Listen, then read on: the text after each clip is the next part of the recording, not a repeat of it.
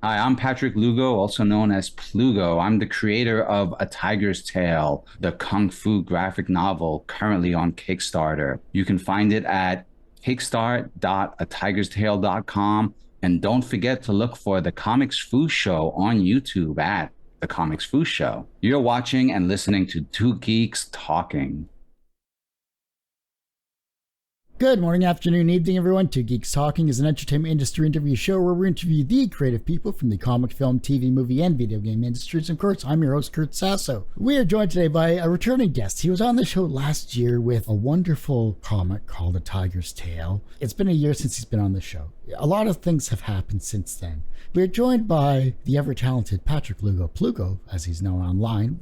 How are you doing today? I'm doing well, despite lack of sleep, but I've grown accustomed to that. Well, you've been very busy, though, and rightly so, for that matter. This is true. This is true. For those that don't know anything about yourself as a creative person, tell us who you are and what you're bringing to Two Geeks Talking this time around. Well, I'm Patrick Lugo, known as Plugo, author, illustrator, and comic creator. This year, I'm bringing to anyone who's interested A Tiger's Tale Volume 2, the acclaimed Kung Fu comic that won the Make More Comics grant for 2022 and was also featured in an art gallery show here in the San Francisco Bay Area. So let's talk about the gallery exhibit, because that's new to me. How did that come about? Completely out of the blue. Now, when I was doing children's book illustration, my first children's book came out 10 years ago now. Wow. When I did the illustration for that book, I got invited to be a part of the 25th annual children's book illustrator exhibit at the Sun Gallery. I had no idea that I would be spotlighted on one of the central walls, and it was great fun. They then invited me back the following year, but I really didn't have anything finished. I just had pages from A Tiger's Tale that I had been working on, but they were generous and they allowed me to display what I had been working on. As we coordinated, I actually ended up printing out what I call Tiger's Tale 1/2, though it would more accurately should be called 1/32. It was just like a 14-page little floppy that I printed out on really nice cardstock for the gallery show. That was great. And then, years later, I ultimately finished the graphic novel in 2022. Over the course of those years, the gallery had kind of shut down operations as a side effect of a certain pandemic we all got to participate in. Just last year, over the course of just at the beginning of the summer, they made an announcement that they would do their first in-person event, and it would be, the children's book gallery show. And so I know the curator, we're friends, Facebook friends and whatnot. So I just rose my hand and I was like, Tiger's Tale, it's finally done. They were thrilled. So they spotlighted A Tiger's Tale, put it on the main wall at the front of the gallery. And it was a chance for me to take a lot of the new art that I had added to Volume 1 and put it on display. It was great fun. When you finally walked through the gallery and saw yourself and your work, what was your reaction after all of this issues with the pandemic that had occurred? It took a little, I was masked up like a ninja. It took me a while to get into the groove. My dog, my faithful companion, wanted to be a part of it too. So I have some footage. One of my friends who does music videos for a living, offered to come by and take some videography of it. So he's got this great footage of me at the gallery, but then you can hear my dog howling his lament in the background. It's glorious. So Volume 2 is now available on Kickstarter. It's always wonderful to see a second volume come about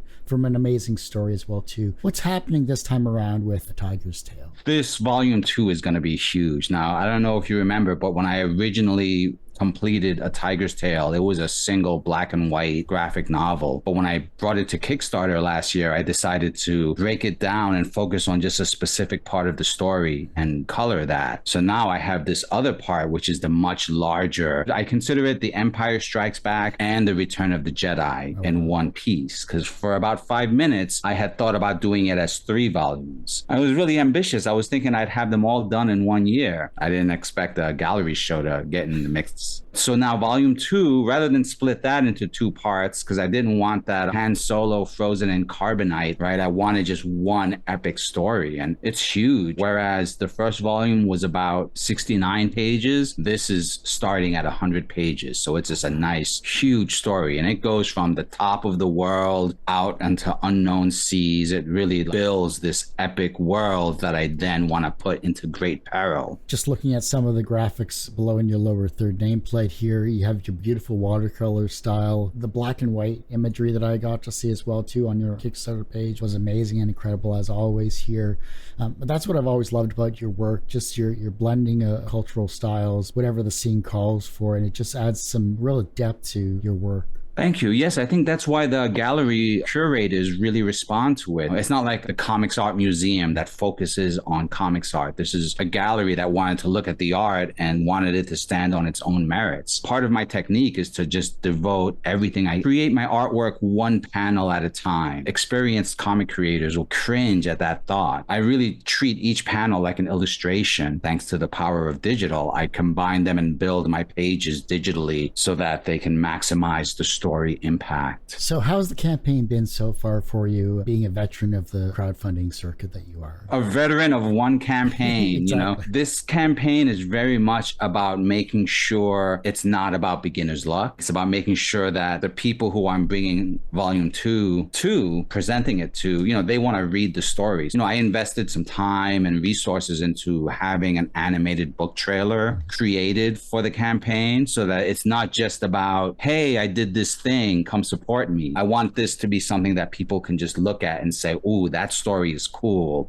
I want to read about tigers and dragons and all sorts of mythical monsters versus martial artists. And I happened to see the trailer as well, which was beautiful. And I happened to speak with the person that created the trailer on social media. Tell us who actually created that trailer and how did that conversation come about? Well, Vince from the Moving Comic Factory, I highly recommend you check out his work. He's really sitting right there at the edge of comics and motion comics. We are part of a few Discord servers together. We're part of, various comic creating communities. While I was trying to formulate the things that I could do to make a Tiger's Tale Volume 2 special, I always had in my mind, an animated sequence. But I don't have the time to do that along with everything else. It's important to find the people who know how to do that thing. Vince already has those skills and those talents. So it was just such a great opportunity to work with someone who knows what they're doing rather than me trying to figure that out as well. How's the conversation with the creative process then between you two? A trailer is something really gets our excitement levels high for something like this. What was some visuals that struck you once you saw the final product? Well, I just loved how Vince was determined to make this 45 seconds an epic movie onto itself. I gave him the synopsis and the pages so that he could read, and then he wrote back to me his understanding of the story, which was spot on. From there, we just started working together on how we can take what amounts to 190 pages worth of story and turn that into 45 seconds of mostly action and adventure and great character reveals. We would go back and forth, and he would present us. He's got that director's mindset. So he was just so determined to present these big impact moments. And I just knew it was like a 3-act play. Every 15 seconds was going to be a cliffhanger that would last all of half a second because, we kept going. And it was that mentality that allowed us to create a lot of impact in a short amount of time. The tiers are always an important factor when it comes to crowdfunding. What are some tiers that you're excited about showcasing with this campaign? Last I checked, I was at 88%. And so we're just hovering at that point, waiting for new backers to join in. So I've been surprised to see that the digital versions have been getting picked up, right? I have volume 1 and volume 2 landscape presented PDFs, right? I want to have those double page spreads seen in a widescreen format. Backers who are just being introduced to a Tiger's Tale for the first time have a lot of options in terms of how deeply they want to be committed. I created a novel, really basic backer tier for just $5. You can get a single comic card. Throughout my career, I learned how to do single-page comics really well. The early part of Tiger's Tale was done as a serialized comic in the pages of Kung Fu magazine, and those were usually just one-page chapters. So I've got this skill for that. And so what I decided to do is take some of the small little folk tales and Kung Fu stories that I know and do these single-page comics on cardstock that I could send to backers who aren't fully committed to the entire graphic novel but want to be supportive. That's a really simple $5 tier. But then on the other side is the ultimate premium tier that I'm very excited about. This one I call my Unlock Your Wuxia Warrior tier, right? Along with getting a copy of volume 1 and 2, the real value of that tier is that I'll work with that specific backer to transform them into a kung fu hero. Like, I'll use my illustration skills and the 20 plus years of experience that I have directing photo shoots for kung fu masters, take my subject and turn them into a kung fu hero based on the martial arts style we think they will adopt and that they will choose if they want a weapon. I'll then create this original commission.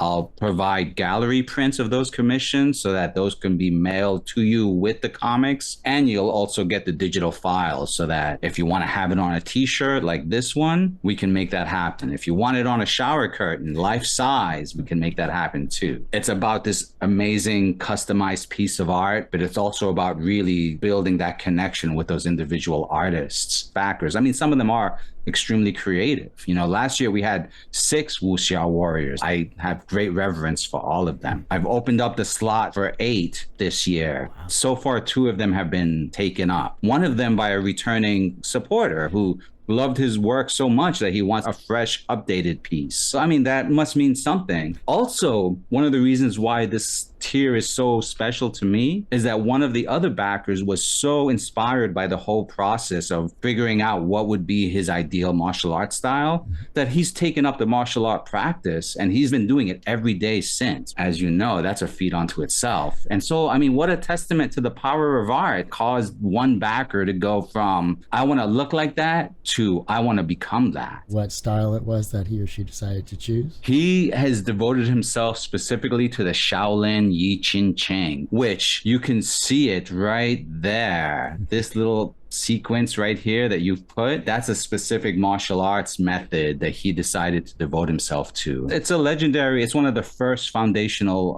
martial art routines. Right. It was originally formulated to make the monks of Shaolin Temple, who at the time were kind of sickly and malnourished. It was that method that turned them into the martial warriors we all think about today. What a testament to the power of art, you know, comic art and martial arts. And this is why I enjoy talking with you, because I get a history lesson of martial arts that I've never experienced right here and now. And this is great. You can't shut me up about this stuff. I would never dare dream of stopping you. You've taken this a step further. This is something we talked about last year that you were kind of hinting at after the show ended. You decided to put together the Comics Fu show. For those that don't know anything about that, please tell us all about it, because it's an incredible series. It's an incredible show. And for those that have not even subscribed to the channel yet on YouTube, they should be. Tell us what that show is all about. Kurt, coming from you, that's the highest praise. The Comics Fu show stands at the crossroads of comics, kung fu, and all sorts of pop culture. There are martial artists who have devoted their lives to kung fu, but many of them were initially inspired by those old Master of Kung Fu comics from Marvel back in the 70s and early 80s. Like most geeks, they've just decided to specialize in martial arts as their geekdom of choice. They're also comic book geeks. There are also video game geeks. There are also movie geeks. They're just nerds that like to fight. So our show is based on myself and my co-host, Curtis Fujita, who's also a Kung Fu instructor, also a comic artist. He's worked for Malibu Comics back in the day. You know, we both have this great love for comics. We both have this wellspring of martial arts info that has been handed down to us. Our show is really about finding those connections. It's really easy to think about the fight choreography in a movie like Shang-Chi and the Legend of the Ten Rings. Or you can imagine the hidden martial arts philosophy within Avatar: The Last Airbender. I don't know if you know, but every one of those bending techniques is based on a specific martial art. We've had the privilege of speaking to that Kung Fu master who set up Avatar: The Last Airbender. Wow. Another amazing martial artist that we had the good fortune of speaking to, Brad Draber, the founder of Powerhouse Animation, who's done the recent He-Man reboots along with a lot of the other action-packed cartoons that we love. But he is a devoted martial artist, and you could see that devotion in the work that he produces. Once you know that there's that connection, you can't not see it. And so that's the thing. The Comics Fu show has been so much about, you know, letting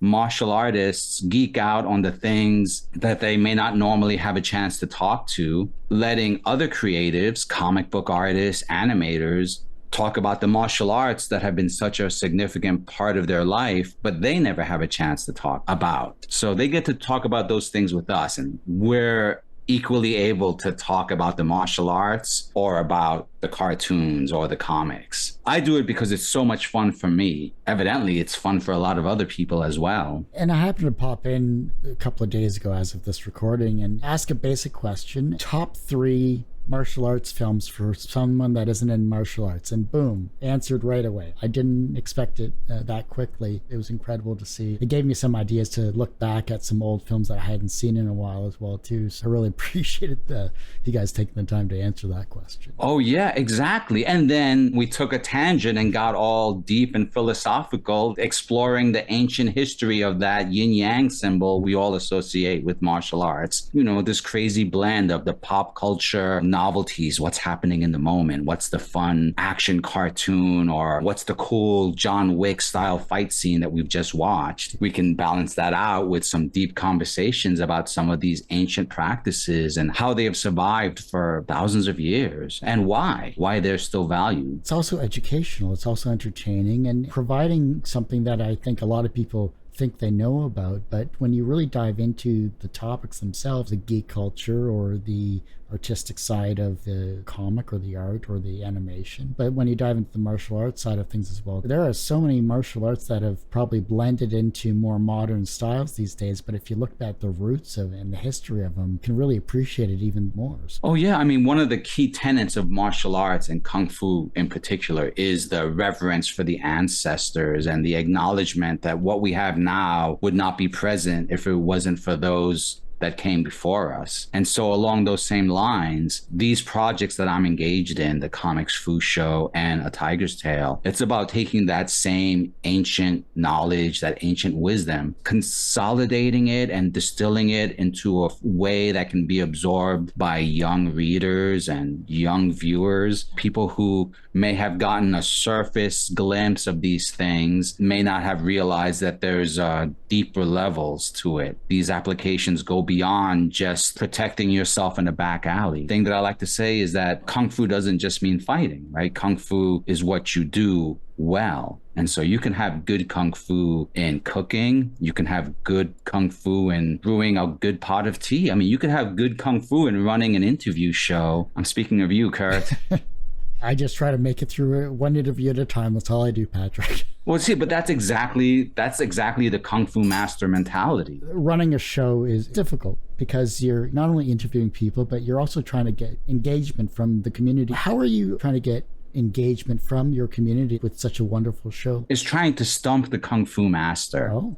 And there's a little inside joke there for people who have like a deep knowledge of Kung Fu and the origins of Kung Fu, but I'll save that for another time. Our goal is that we have this network of Kung Fu masters who all love to talk about their specialty as well as pop culture. And then we also have comic creators who are martial artists or are interested in that subject. But what we're trying to do to blend the two is to do something that I've now started calling Stump the Kung Fu Master, although we originally pitched it as Ask the Kung Fu Master. And the idea is that we want comic creators and other creatives who want to like punch up their action scenes and want to have a better grasp on how to deliver good fight choreography to join us, right? And to ask these Kung Fu masters and to challenge them with their knowledge, challenge them with questions about specific Kung Fu styles or specific historical or philosophical topics, or even, what's your favorite Kung Fu movie, question you asked, or what's your favorite fight scene? I want this to be fun, but I want it to be useful to people. And so I think these days, martial arts is very popular, especially in comics. And so I think that there are comic artists out there who might be challenged with a specific sequence and might be wondering, how does one defend against the spear when they only have a dagger in their hand? Or what martial arts style would Batman really practice? Would it be ninjutsu? Would it be Shaolin Kung Fu? You know, those are just the questions that I'm thinking of. I want as many people as possible to come in and really engage with these Kung Fu masters, you know, let them share their knowledge. It could be genuine advice about their workout and whether or not there's value in learning martial arts from YouTube. Or it could be something more specific, like who's a better martial artist, you know, Iron Fist or Richard Dragon? Trying to think, because you brought up Batman, and I thought I read something somewhere, and I'm sure someone's going to correct me on this, that if he mastered over 100 martial arts or something like that in 27 or so years of being a crime fighter, what martial arts didn't he master? I know, right? Batman was the first mixed martial artist in history. But can you imagine going into the octagon wearing a cape? That's brave. I mean, that would be the first thing that people would pull if it wasn't, you know. Yeah, exactly, right? We all saw those results in The Incredibles by Pixar. Yep. I think that's where there are kung fu practitioners who are so geeky that they'll argue these things. I've had these arguments and debates with other martial artists who would be the better fighter. Would Batman really need to learn specifically ninjutsu, or would he be able to do enough knowing Shaolin Kung Fu or Black Tiger Lama Pai Tibetan Kung Fu? I think he might be into that. I think he visited Tibet once or twice in his lifetime, I'm sure, at least for what I've seen. Yeah. I think I recall a few issues specifically about that. And then the Black Tiger, that's pretty badass, you know? It's true. You know, Patrick, there's so much more we could talk about, but we are unfortunately short on time. So I'm going to have to say that ends this particular episode of Two Geeks Talking. Kurt, thanks so much for making this little sliver of time available. I know you're a guy who's constantly, you know, up to something. And so I appreciate these moments that we can just chit chat and geek out. And I hope to see you sometime soon on the Comics Fu Show, either in the chat or live, you know, so that we can really get into the details of what grappling style would the thing best be suited for. As long as he doesn't break his coffee pot, I think he'll be fine. You're a wealth of knowledge, and you have a wonderful aura about you, as well as, you know, you're entertaining, educational, and don't worry, I'll be a guest or I'll be lurking in your chat, whatever the case might be. However our schedules collide, we will meet each other in some way, shape, or form, you know, the kung fu willing. Indeed, you know, the door's always open, Kurt. Same for you here as well too. Excellent. Well, this was great. I have to thank you again for this time. Message to everyone else, come join us. Well, and this is a great segue into how can we support you? Where can we find you? Of course, where is the Kickstarter campaign? And of course, the Comics Fu Show itself. Well, right now we're hosting the Comics Fu Show live streams on the Kickstarter page that A Tiger's Tale Volume 2 is crowdfunding on. And so the website for that would be kickstart.atigerstale.com. Atigerstale.com has a lot of resources, free comics and essays, a lot of educational material. But kickstart.atigerstale.com will help get Volume 2 printed and in people's hands. Well, like I said, that ends this particular episode of Two Geeks Talking. You can, of course, find this interview and 1,000+ others on our website, tgtmedia.com, or twogeekstalking.com. That's the word two, not the number two. Of course, our YouTube channel is a lot more up to date than our website, which is youtube.com/c/TGT Media. And the podcast is back after 12 years. So you're going to hear Patrick in podcast form on twogeekstalking.podbean.com, where you can find him and this interview, and maybe his first interview as well, on Two Geeks Talking, on your favorite streaming service, so whatever you listen to, on Spotify or whatever the case may be. And as I say every week, everyone has a story to tell. It's up to me to help bring that out. Thanks for listening and watching on Two Geeks Talking.